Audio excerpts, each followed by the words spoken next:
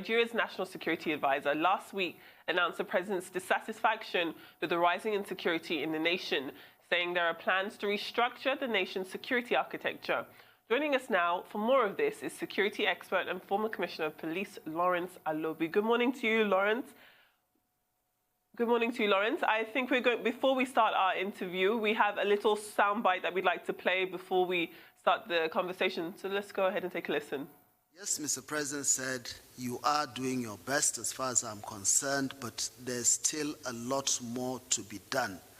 I am more concerned about the promise we made to the larger Nigerian society, and I am ordering an immediate re-engineering of the entire security apparatus.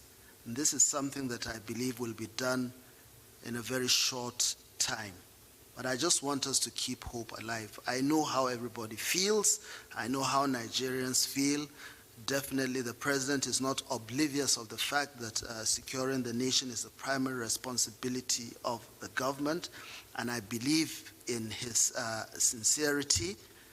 But again, since he's not an octopus, since he's not a spirit, if he delegates to people, then the onus is on them to actually fulfill the legitimate expectation of the larger Nigerian society.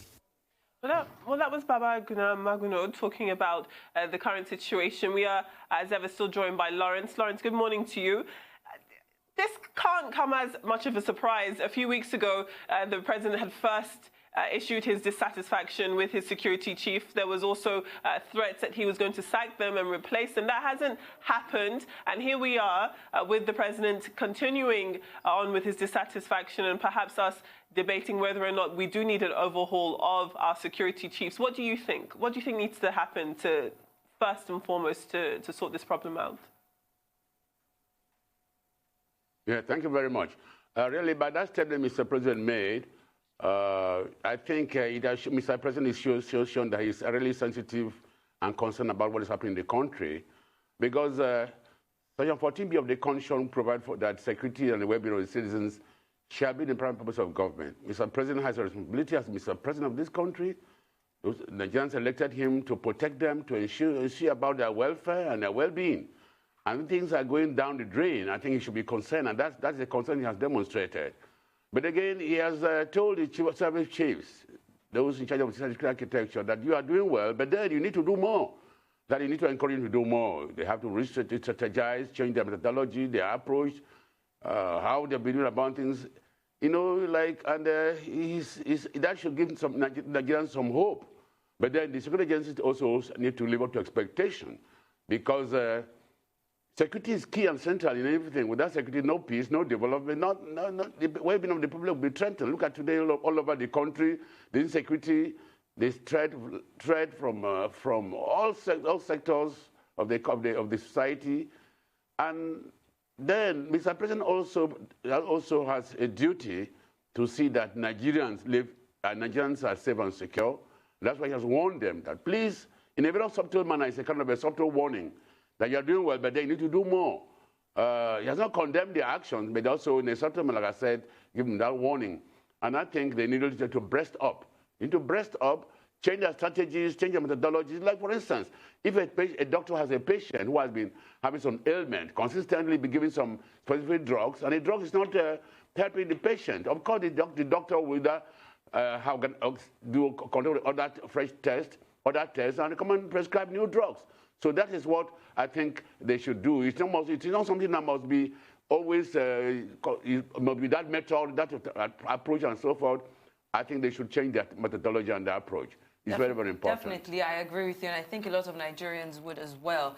Well, the Minister of Defense, Bashir Magashi, says he's working on something likely to give new direction to the new security agencies. So my question to you is, what should a complete re-engineering of the nation's security architecture look like, in your opinion?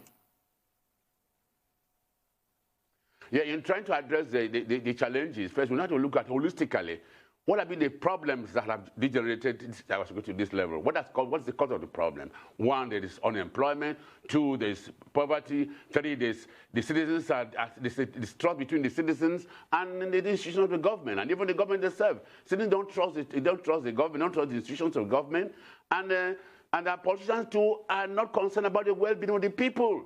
Our politicians are only concerned how to grab power and loot our economy. They don't have the fear of God, they don't have the fear of shame. They don't think about the welfare of the citizens, why we voted them to those positions. And that is not good for our country. And the way corruption has destroyed this country, most of our unscrupulous politicians have destroyed this country, and I think there should be a total attitudinal revolution. Attitudinal revolution of all Nigerians. Nigerians should be responsible in their voting. And this issue of violence, look at what's happening in those states, as if it's a war zone. Election should not be a war zone. Election should be where citizens should come freely, cast their vote, make their choice and cast their vote in line with their wish. But don't look at what is happening. Threats and so forth. You see, which is wanting to defranchise the electorate because people will be scared to go to go and vote, and that is not going to go for a democracy. Democracy is anchored on moral, ethical values. But so most of the politicians don't have these ethical values. They are morally debased. They are so opiumized by materialism and power, and this is not good for this country. And I'm sorry that our young generation have nothing to learn from our leaders. It's unfortunate. So I think, however, like, the citizens also have a role to play. Section 24E of the Constitution provides that the citizens have obligation to assist security agencies in terms of law and order. Nigerians should learn also of their responsibilities as citizens. Not only concerned about right. Your right is predicated on your submission to the law of the land, submission to the laws of God, and how do you obey the law? How do you contribute? Every Nigerian should ask himself, how am I contributing to the peace and security of this country? Not just being parasitic about right. I think the security agencies themselves should make themselves worthy of the trust of the citizens. Some of them are not doing in line with their professional ethics and code of conduct. So I think it's a holistic thing. And we really need to re-engineer our security architecture, our security agencies. And again, one danger that the government is unconsciously doing that now know the consequence is over-militarizing policing and law enforcement in this country. Our policing and law enforcement have been so militarized, and we should not go for the country. And this is why today everything is violence. So I think it should, like I said, it's going to be holistic and total re-engineering. And our citizens also should stand up and say, we have to behave well. We have to be law-abiding. We have to eschew violence. We have to eschew crime. And control factors that bring about crime in society, poverty, unemployment, ignorance, corruption. And of course, some of the politicians use ethnicity and religion to manipulate the citizens. They use a sentiment when anything happens. Oh, because I'm not a Muslim. This is Christian. This is the North. This is South. This is not good for this country. We cannot grow like this. Countries that grow don't look at those emotions and sentiment. Sentiment like a veil. It beclouds our sense of reasoning and a sense of judgment. And it's not good for this country. So I think Nigerians need to rethink and reinvent our thinking, reinvent attitude towards governance. What would that look like?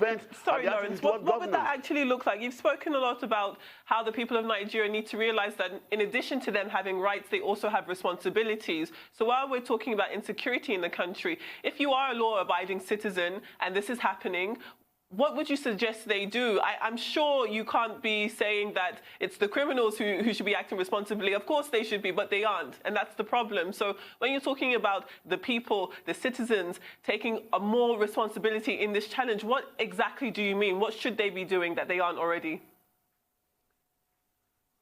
What I mean is that first and foremost, they should be law-abiding.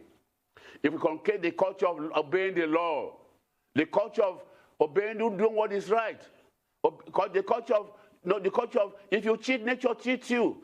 Like our politicians who normally loot and cheat, there's a way God will cheat them. Either directly, indirectly, either their children or themselves, they will have problems. There's a consequence. For everything you do in life, there's always a consequence. Our security agencies, like I said, security agencies should also learn to make themselves worthy of the trust of the citizens. They should apply professional ethics and conduct in the rules of engagement in their duties. Because once you see some of these security agencies, what they are doing, they are not doing well at all. When I was CPF City, I told my police officers and men, I said, look, as you want your brothers and sisters to be police in your village or town, that's how you police people, residents of FCT Abuja, where I'm the commissioner of police. If you don't do that, I will deal with you. You know, leader has to set the pace. Leadership determines followership. Leader has to set the pace. So security agencies should also make themselves worthy of the trust of the citizens by putting their best effort to see themselves that they are there to perform their duties professionally, not the rat race issue of corruption. No, should not allow them to be imbued by corruption. You can be in a living corrupt society and refuse to be corrupted. So it's also, like I said, our character, moral character. As actually, it's a holistic thing. Both the security agencies, the citizens, the government. It's a tripartite thing. They all need to work to ensure that these things we change the system. It cannot continue like that. Otherwise, we're talking about sustainable development. You think about the present betterment of the present generation and the future generation. What are we going to bequeath to our next generation? We don't need nothing to bequeath to them, but a destroyed Nigerian. A Nigerian where people cannot sit proud to say I'm a Nigerian because of corruption, insecurity, and which is not good enough. I think we should all think. We need to go on a short break, but when we come back, I'd like us to discuss the bone of contention, which has been the call to sack the service chiefs. We'll be right back on the morning show. Stay with us.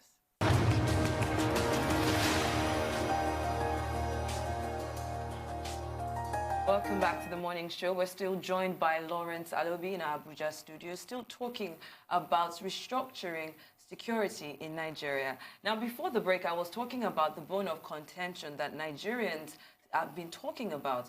So my question to you is it refusing to sack the service chiefs while directing that security agencies rejig their strategies, both in terms of operations and intelligence, redundant?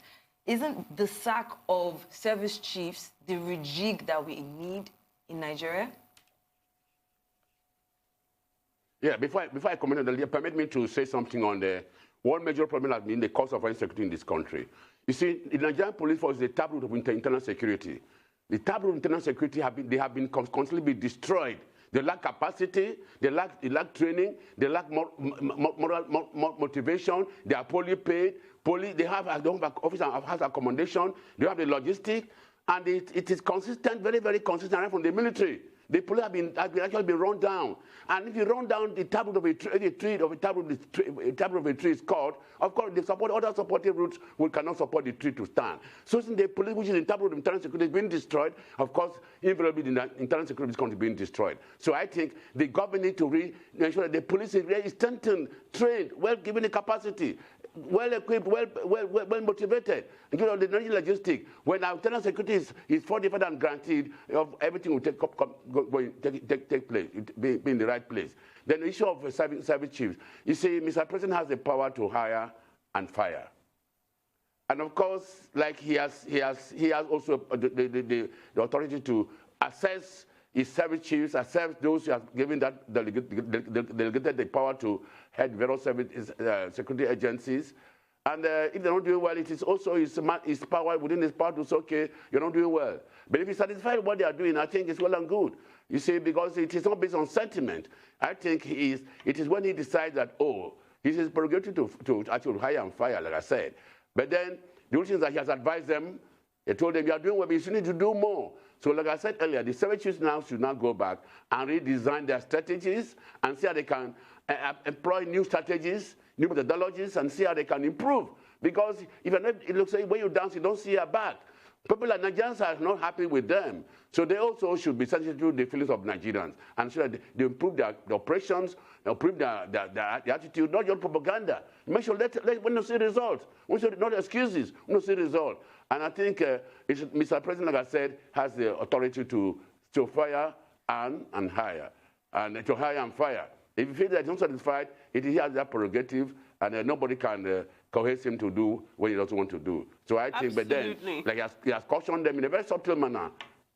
Absolutely. I mean, in addition to President Muhammadu Buhari obviously being the president of the country, he is also the commander-in-chief of our armed forces. So how much responsibility do you think falls at his own feet? Is this not the president's failure himself? And then on top of that, when it comes to overhauling security apparatus, don't you think that perhaps money should be what we're really focusing on? Because even if you take out these security chiefs and replace them, they would be inheriting the same problems if there isn't enough investment, if there isn't a big enough defense budget. What do you think? What do you think about that? Firstly, about the role the president has in this failure up until this point, and what needs to be done financially to perhaps motivate these chiefs and also give them the means that they need, whether it's bulking up our own arsenals, morale on the front lines. There seems to be a lot of blame to go around. Yeah, I think you see, issue of motivation is key. Like Maslow, instead of motivation, talk about the basic needs of social needs, basic physiological needs, social esteem needs, and so forth. And they need to be motivated. They need to be given capacity. They need to be trained. They need to be given the equipment they need. Today, security is technologically driven and also intelligence driven, knowledge based. You see, technology cannot be acquired with bare hands. You need to vote funds. You know, intelligence gathering is also sharing. Intelligence gathering and sharing requires also funding. So the police and other security should be well funded. In fact, you see, our National Assembly, they should not be thinking they should not be begged to vote adequate funds or budget for police and other security agencies, because they have taken an oath of office in line with the Constitution to defend the Constitution, uphold the Constitution. And the constitutional values that Section 14B of the Constitution provides that the primary function of government at all levels must be the security and well-being of citizens. So Mr. President should also, as Commander-in-Chief, assert his position, ensure that he's controlled, ensure that everything is done the way he wants it to be done. So I think, like I said, it's holistic. Both the citizens, the government, the security agencies, and the citizens, we're all involved. It's not just issue of Mr. President or the security agencies. We are all involved because those who benefit most, the private beneficiaries of a secure environment are the citizens. So this is not be said government. Who suffers? Government, I know the government has a but also life is based on principle of reciprocity. The government has to upset to its responsibility, and the citizens also have to up to their responsibility. And security agencies should also their life responsibilities. Service chiefs, all security agency officers may not just service chiefs down the ladder. Because look at, for instance, sometimes they say some military men were resigning, some soldiers, because they don't feel motivated. Everybody wants to be happy, wants to move for fulfillment in his career or job. So I think this issue of adequate funding, given the necessary logistic and the capacity in terms of training. For instance, now elections are coming up. What is happening? They don't say now it's a kind of warning signal. Warning signal that indicate like the police should not be to think ahead, plan ahead, and work ahead. To be proactive, not reactive. And when they are proactive, you take control of the situation. But when you are reactive, you might not be able to. You might be overwhelmed at the end. But when you are proactive, you'll be able to take control and be able to dominate the situation. So I think. And again, security agencies should work together as a team. Because there's this kind of subtle rivalry among security agencies. They should work as a team. Because they are serving the same country, the same government, and the same Nigerian citizens. They have the same objective and the same mandate. They do different mandate, but the same objective, to make Nigeria safe and secure for the good of all law-abiding citizens. Definitely. I agree on being proactive. And if I can just switch gears a bit, the commander of the U.S. Special Operations Command in Africa, Major General Anderson, recently revealed that insurgents have started penetrating the northwestern part of the country, where they were already making some inroads. And he also added that they were looking to expand further south into the coastal areas. He also said that the international efforts to yield desired results in the fight against terrorism in Nigeria can only be done if the government takes the lead. Now, you've spoken about being proactive. So how are we treating this intel? How seriously should we take this intel? You see, in security, law enforcement and policing, no information is said to be taken for granted.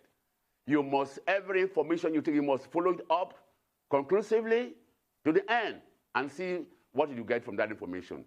And this also is a challenge to our security intelligence agencies in the country. You don't need somebody to come out and tell you what is happening in your bedroom. You should understand your bedroom, the structure, and how things are happening. So our security intelligence agencies should now sit up. Like I said, being proactive, not just reactive. They need to make sure that they are on ground, they are in control. And that is, if that is not the first time Akada have won, they won in year 2000 when I was doing fellow operations. And we did everything so that the police intelligence unit was also sent around the country so that they nose around and gather information and with a view to analyze it to become intelligent. So I think our security agencies should just take this for granted. Maybe that's usual propaganda. It's not propaganda. They should make sure that they go into Nigeria, all the nooks and crannies of this country, and find out actually who are there, because this can come in the various guys. They can disguise themselves in various guys. And we should also not allow our ethnicity or religion to declare a sense of judgment or sentiment. Our intelligence agency should collaborate with other intelligence sister agencies all over the world. You know, globalization has made crime to be like one thing that whatever it happens. Look at, for instance, look at the COVID-19. It started in China. It got the whole world. So with globalization. Well, Lawrence, it looks like we've come to the end of our time for this segment. Sorry to have to cut you off there. Thank you very much for your time. That was the former Commissioner of Police for the Federal Capital Territory, Lawrence Logbe.